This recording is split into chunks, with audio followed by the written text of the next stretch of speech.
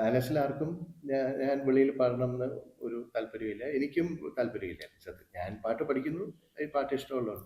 TV. Gopalakrishnan, ഞങ്ങൾ ടി.വി.ജി എന്നാണ് വിളിക്കുന്നത്.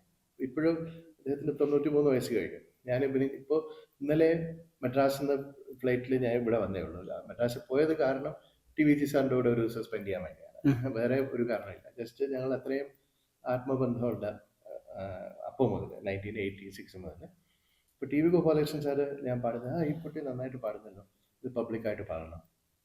അപ്പോൾ ഞങ്ങൾ പാലസിലെ ആൾക്കാർ ഞങ്ങളിങ്ങനെ ഇതിലിരിക്കും, ആൾക്കാർ താഴെ ഇരുന്ന് പാടും. അപ്പോൾ മ്യൂസീഷ്യൻസിന് സോഷ്യൽ സ്റ്റാറ്റസ് വളരെ താഴെയാണ് കൊടുത്തിരുന്നത്. ഇപ്പോൾ പ്രോത്സാഹിപ്പിച്ചിരുന്ന അമ്മ മഹാറാണി സേതു പാർവതി ഇവിടെ ഊണ് കഴിക്കുമ്പോൾ ഇവിടെയാണ് ഉണ്ണുന്നതെങ്കിൽ ഈ മുറിയിലിരുന്ന് മുല്ലമൂട് ഭാരന്മാർ കച്ചേരി പാടും. അപ്പോൾ ഉണ്ണുമ്പോൾ ബാക്ക്ഗ്രൗണ്ട് മ്യൂസിക്കായിട്ട് അപ്പോൾ മ്യൂസിക് ഇഷ്ടമാണ്, പക്ഷേ അവരുടെ പൊസിഷൻ അവിടെയാണ്.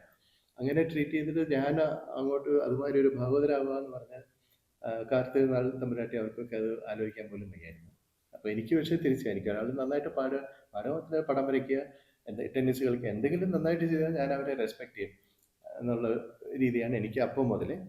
അപ്പോൾ ടി.വി.ജി സാർ 1986, 87, 88, 89 4 വർഷം ഇവരുടെ അടുത്ത് പറഞ്ഞിട്ട് അവസാനം 1990 മെയ് 1 സ്വാതന്ത്ര്യനാൾ സംഗീത സഭയിൽ സ്വാതന്ത്ര്യനാൾ ഫെസ്റ്റിവലിന് ഒരു ദിവസം ഒരു കച്ചേരി പാടാൻ അനുവാദം കിട്ടി. പെർഫോമർ ആവാനല്ല.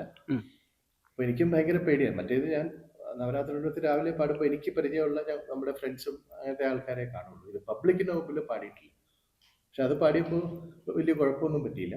അപ്പോൾ ടി.വി.ജി സാർ പറഞ്ഞു, കണ്ടില്ലേ ഇത് പാടിയോണ്ട് എല്ലാവരും ഹാപ്പി ആയല്ലോ, ഇവിടെ മാത്രം പാടിയപ്പോൾ മദ്രാസിലും പാടണം എന്ന് പറഞ്ഞ് 1990 ഡിസംബറിൽ മദ്രാസിൽ ഒരു കച്ചേരി പാടി. അങ്ങനെ 2 കച്ചേരി മാത്രം ആയിരുന്നു പാടി. അങ്ങനെയാണ് തുടക്കം.